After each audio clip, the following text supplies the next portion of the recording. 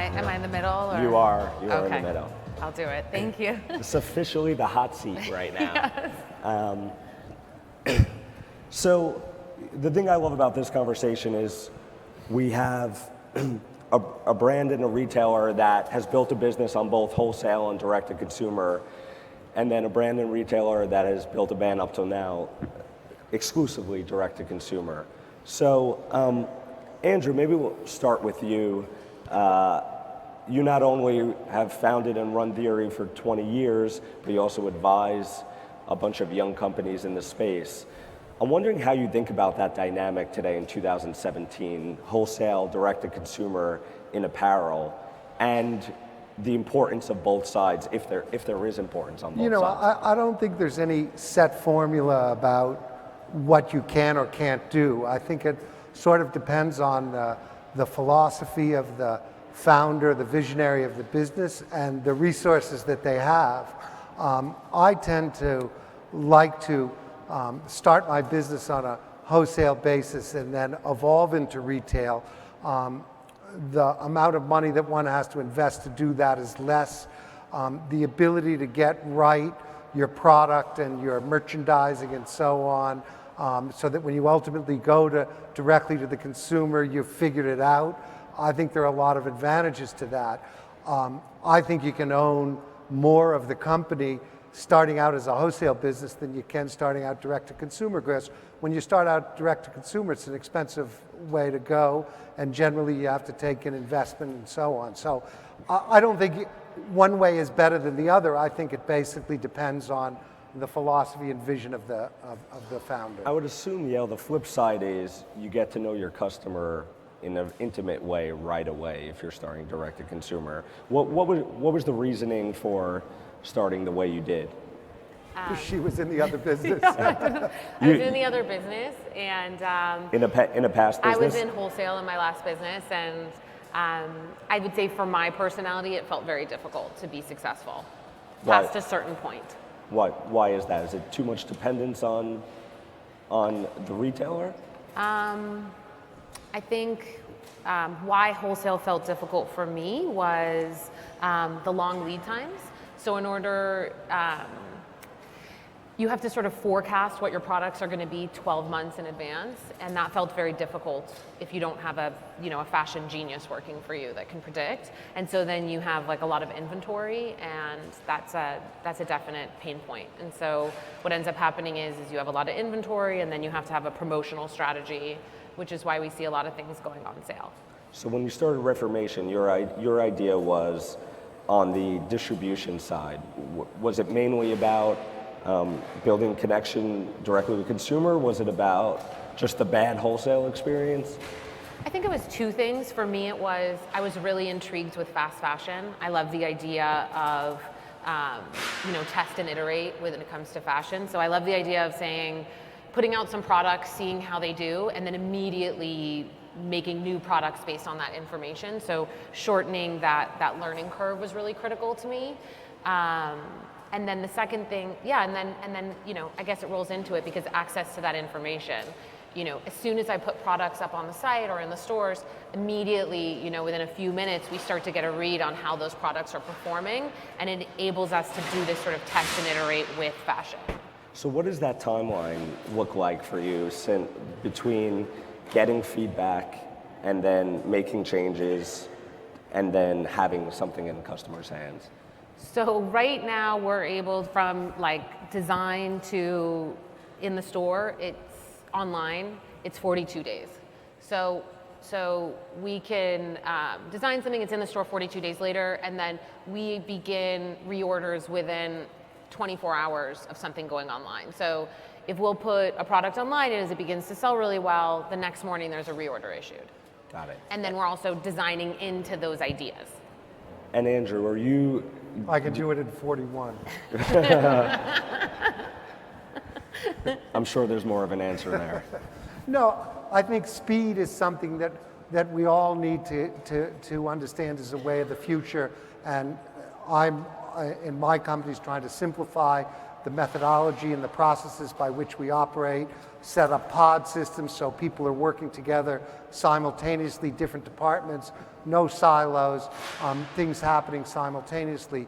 The other thing that's critically important, which Yael mentioned, is no different in what we're trying to do, knowing your consumer and putting the consumer more in the vision of everything that you're doing. I think sometimes as brands, the brand vision becomes more important than the consumer. And one of the things I'm really focusing on is the consumer's needs, exciting the consumer, more that direction than just what's good for the brand. And how are you doing that through Theory's own website, or you have hundreds of stores, or you doing that? I mean, at Theory, I have multiple channels of distribution: wholesale, retail, our own e-commerce, third-party e-commerce, U.S., Europe, Asia, Japan.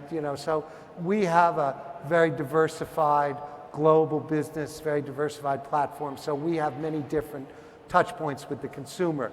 Trying to line them all up to have a specific message is the key. So a couple of your newer channels that you sell through, one is Amazon, which I believe you've been, the Theory brand has been on, I think, for a couple of years now. The other newer one is Stitch Fix, which... I'm not afraid of experimenting with things, and getting to know Amazon and getting to know what they do and so on has been an interesting experience. Even more interesting is Stitch Fix. And I think that, as you have to be open-minded, and these guys want a partner. And as long as you have the right relationship and partnership together, I think that us experimenting with new methodologies and new companies is important. I mean, I just found that to be something that I subscribe to. Got it. And then, I'm curious for you also, talking a bit beforehand, and I asked about Amazon, and, it's still, Amazon's big in apparel broadly, but a lot of that is basics. Do you look at it as a place that can be a home for fashion? I mean, I know Theory's on there, but I'm curious what you think about with your brand and For Amazon? Yeah, and I mean, I'm not going to put anything past Amazon, right? So. I mean, if Amazon wants to do it, of course they can do it. Yeah. I mean, I don't know that. I think fashion is sort of looks good to them, but I don't think they're really yet serious about it. Yeah. Yeah. I think groceries is the move for them right now. Well, yeah, Whole Foods. But, they roll out some innovations, or what they look at as innovations recently, like Prime Wardrobe, which is, trying at home before you're buying. Stitch Fix has a similar model. I just wonder whether people in your position could see your brand meshing with a mass brand like that. I think what what Reformation has right now is that we are direct to consumer, and really the only place you can buy Reformation is from Reformation. So that's sort of where we're focused right now, is maintaining that. I think with Amazon, I read something about what Jeff Bezos says is that it takes them 5 years on an experiment. So when I saw Prime Wardrobe, I thought, okay, this is the beginning of that 5 years, right? I think that they're at such scale, it takes them a long time to get there. So I would imagine in the next few years, we're going to see them making strides in fashion. I think the key thing today, I think Yael is lucky she controls all the distribution of her product. I think that the future of the wholesale businesses is to be more selective about your distribution. I think in the old days before the internet, the only way you could see merchandise was go to the store. I think now the internet has magnified product so much that one has to be very careful as to the breadth of distribution that you have. Mm-hmm. And I think the new model of wholesale, of picking and choosing your partners, being more important to them and letting them be more important to you, is the name of the game. Are you winnowing down your wholesale partners? In different companies, I have different strategies. So in some of the newer companies, definitely. Picking my partners, letting them be important to us being important to them, giving them an amount of competition that allows the sense of urgency for the product, and the supply and demand to match up better. And when you say newer companies, sorry, you're talking about under the umbrella, or are you talking about Companies that I'm involved in He's and involved invested in a lot of companies. I'm involved in lots of different things. Yeah. Got it. Are you worried about your department store partners? I think that obviously they've gone through quite a transformation. They haven't got to the bottom yet, and I think that when the smoke clears and the dust settles, there will be some formation of department store business left. It's not going to look like what it looks like now. We're clearly overstored and oversupplied. Right. And they're aware of it. They're aware of it. They're getting more aware of it. For a long time, I think they didn't believe it. Now, I think they at least come to the realization that that's a possibility. Do you get any feedback from executives at these companies when they see you in Stitch Fix or your brand on Amazon? Yeah, of course. I have conversations with them about that. But I think listen. I have to be able to decide the future of what's in the best interest of the brand, my brand, and I'm perfectly comfortable with making those decisions. I'm not making those decisions because someone said you have to do it or don't have to do it. I want to be able to make the decisions that I think are going to create relevance, importance, and reach for our products. Yael, you mentioned earlier the 42-day window, I think, and Andrew's 41.9-day window. But no, 41. Hers 41. Seriously, is that? Do you want to get that smaller, or is that great right now? And how are you doing it? Is it doing some manufacturing here in the U.S.? What are the big challenges to shrinking that? So when we kind of set up the way the company works, what we did is traditional retail puts a lot of pressure on planning and inventory, and I was sort of sick of that. And so we removed the pressure from planning and inventory, and we placed it on supply chain. And so what we have is our own factory. About 60% of our products are made in our own factory, so we can control the supply chain. Where is that? In LA. In LA. So yeah, it's like with our office, we have our factory, so we can control it. Because one of the things that we found was it really only takes 10 days to cut and sew something. What you're doing with most supply chains is waiting in line. Got it. So we just took out the line. And the LA facility, how much more, is that more expensive than if overseas? Yeah. It just depends, right? Like typical retail, let's just say it's 6 months, 5 months at the fastest if you want to make it overseas. If we're making it in 42 days, we've sold it multiple times in the same amount of time that a typical retailer is selling it once. So if our cost is 5 or 10% more expensive, we're easily making more profits when we've sold it a few times. I wonder, you're a venture-backed company, correct? Yes. And so I wonder what those conversations are like. Either, I believe Andrew's actually an angel investor, so I don't know if he has an opinion on this. I don't know whether angel is the right description. Okay. He's your devil investor. And are those conversations with investors where, you have to convince them that doing something in LA or stateside makes sense? I think it's, I think investing in a company, I'm investing in the company and the people that are running it, and they make those decisions. In some cases, I'm lucky because, maybe I know something about it and they would ask me my opinion, but, the company is going to succeed or fail based on Yael, so I think most of the people that invest in her company are really investing in her first and foremost. Thank you.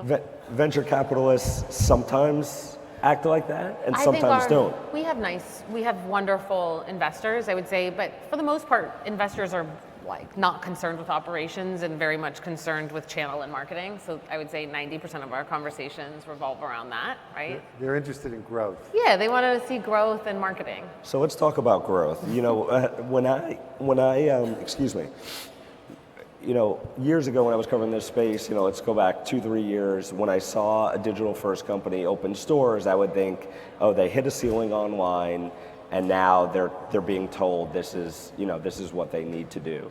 Mm-hmm. What is the reason that you have stores? So we started with stores. Yep. We had 3 stores, and then we went online. And then how far after that? Or is that the same? I started with stores in 2009, and we went online at the end of 2013.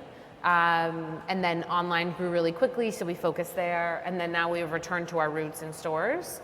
I think basically when you're thinking about these direct-to-consumer businesses or venture-backed, like what we're concerned with is new customer acquisition. And so it's like, how do we acquire new customers? So typical ways are brand marketing, digital marketing, paid marketing, or retail marketing. And so depending on your business, you're looking at which ones are going to acquire the best customers for the least amount of money. And so when you're seeing people open up a lot of retail, it's because probably they found out they get some really good customers from their retail stores, and it's cheaper than paying Facebook. So can you break down what a customer looks like, or how valuable a customer is for you that finds you through digital versus through retail? So we were just able to, in our new stores, we're able to now connect the data pretty seamlessly on our customers. So it's really only like 4 or 5 months old. But what we have been seeing is that a customer that discovers us through retail is twice as valuable to us than a customer that finds us through e-commerce. And that's based on what type of metric? Is that like lifetime value, or how do you look at the value? So, because it's only 5 months, we usually look at our lifetime revenues through a 12-month. Okay. So we're kind of extrapolating based on their behavior in the beginning. So it's early, but early, but still double. And then I'm curious for both of your brands, how important social channels are. So Instagram, Facebook, to either brand marketing or new customer acquisition. That question? Well, which one? Let's say which ones for the Theory brand? I'm curious, are most valuable to you? My assumption is Instagram is very Instagram. Yeah. Okay. Definitely. And this is about, for both of you, is it about brand marketing there? It's a combination of both.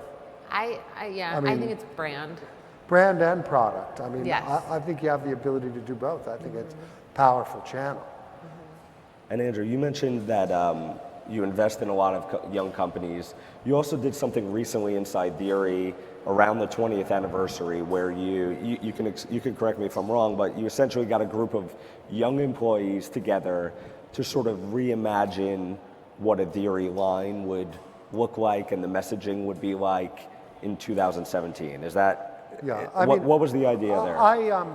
I guess a lot of people in my company were talking about the fact that we should celebrate 20 years of business, and I said, I don't want to celebrate 20 years of business. It doesn't mean anything. And I thought, well, what I wanted to do was get young people in our company to have more of a voice and be able to think about the next 20 years. And so I put a group of people together, 3 and 4 layers down, maybe 20 people, and they would have never had a voice in our company. They were working for the bosses, whatever. And I mentored a lot of people outside the company and wanted to do that inside the company, and I asked them to come up with different initiatives that they thought were relevant that the company should focus on. And they came up with a number of things, and we ended up deciding on the fact that sustainability was one thing that was critically important. We decided that women's leadership and entrepreneurship was important. We would do a capsule collection geared toward younger people, almost as if we were starting Theory all over again. And we did something called Theory for Good, which was allowing people that had bought Theory clothes in the past to return them to our store and get credits against new clothes. And anyway, I broke them into, they then broke into pods, and they worked on the different initiatives, and it's been really incredibly successful. There's like 4 or 5 people on each one of the different initiatives working, and they brought a lot of new energy and excitement to our company. And actually the capsule collection that we did is in 6 stores and our website, and we're running at the rate after 2 months of a little over $3 million. Oh, that's so cool. It's really cool. And so they're where does having it go? the opportunity, like I tell them that this is an opportunity for you to learn how to start your own business. Now, And I push them a little harder. Do you want this to be a one-time thing, or like how do you sort of keep that entrepreneurial I think drive? there are 2 things. One, I think this capsule collection is something we're going to continue, and I'm really into that. Sustainability is obviously something that is critically important, and we're continuing. And we will add new dimensions to this as people come up with other ideas and the company likes them. Okay. We have time for a couple of questions if anyone has them. Otherwise, I can go for a few more minutes. Yeah, please just tell us who you are. Hey, my name is Dan. I work for a company called Stitch Labs. We help emerging brands manage their inventory. This question is for Andrew. Andrew, you mentioned advising a lot of D2C brands. What signals or metrics are you looking for when you know it might be time for a D2C brand to explore selective wholesale partnerships to meet their growth objectives? And who do you see doing wholesale well that points back to a D2C core strategy? I think every company has sort of a point in time that they need to diversify what they're doing. And to me, there's no formula for that. It's just that at certain points in time, you understand you have to diversify your distribution, you have to go international, you have to do X, Y, and Z. And as I say, it's just something that one has a feel for. I mean, there is an art to the business as well as a science. In terms of who I think is doing it well in retail today, I mean, look at what Kith is doing, look at what Supreme is doing. I think a lot of these younger companies that have emerged off of popular culture, I mean, it's amazing. I mean, they own sports, they own music, they just are totally plugged into what's relevant in the lifestyle today. I mean, it used to be we talked about Barney's or Bergdorf's, this department store, that department store. I don't think it's necessarily part of the equation when we talk about what exciting retailers do we see. That doesn't mean that those guys aren't doing a lot of good work. I think they are doing a lot of good work, and I think that a lot of these stores are in the process of reinventing themselves. A lot of the department stores are reinventing themselves, and I think there's going to be a lot of energy and excitement out of the Barneys and the Bergdorfs and Nordstroms and so on of the world. But really what's making the noise right now are retail companies that are less than 5 years old. I think that's where all the action is. Some of the websites that way. A company like Reformation didn't exist, really was not part of the equation 3 years ago. If we have another one, otherwise I'll keep going. Andrew, one thing I forgot to mention is your company has been owned for quite a while by Fast Retailing, parent company of Uniqlo. You're still running Theory. They must be a good owner, or what? You obviously have a lot of interest in young companies. I mean, so I'm curious why you're still where you are. It's unusual because I sold most of my company 15 years ago, and all of the company about 11 years ago. And the reason is that Misty and I, who is the founder and CEO of Fast Retailing, is an incredibly inspiring guy. He's an incredible visionary, and he and I have a relationship that really works. And it is very unusual that a founder would sell his business and stay on as long as I have. But I really enjoy my work. I'm inspired by it, and I think Misty and I likewise appreciates and inspired by some of the things I do. I mean, we don't always agree on things, but I think that he has a methodology that's slightly different than mine, being a mass vertical retailer. But I learn a lot from him, and it's very inspiring. And I think as long as he has something to offer me and I have something to offer him, it's an amazing relationship. Great. One last quick question, please. So Theory is obviously a massive company. You guys I think you're doing $1 billion in revenue. Reformation also very quickly growing. My question is, given that the barrier to entry for starting a brand in this day and age is so low, and there's so many niches that are being very connectively captured by a lot of these upstart brands, how do you maintain the growth, and how do you run a very large at-scale brand and continue to stay relevant to all these niches that new and upstart brands are speaking to? Listen, today is no different than it was 20 years ago when I started. There was a lot of guys trying to start their business and some of them were good and some of them weren't. The ones that were good succeeded and survived, and most of them don't. It's a competitive landscape, and at the end of the day, the concept that you have and the product that you create and how you make it, how it fits, how it feels, is the difference that separates the winners from the losers. Yeah. I think Well, you're one of those in some ways. sort of. I think when you start a business, product and price is, the key differentiator. And when you're bigger, it's easier to have a better product and a better price, I would say. So while it appears that there's a lot of people entering, it's still very difficult to get to a certain point. Great. All right. That's all the time we have, unfortunately. Thanks so much, yeah. Thanks, yeah.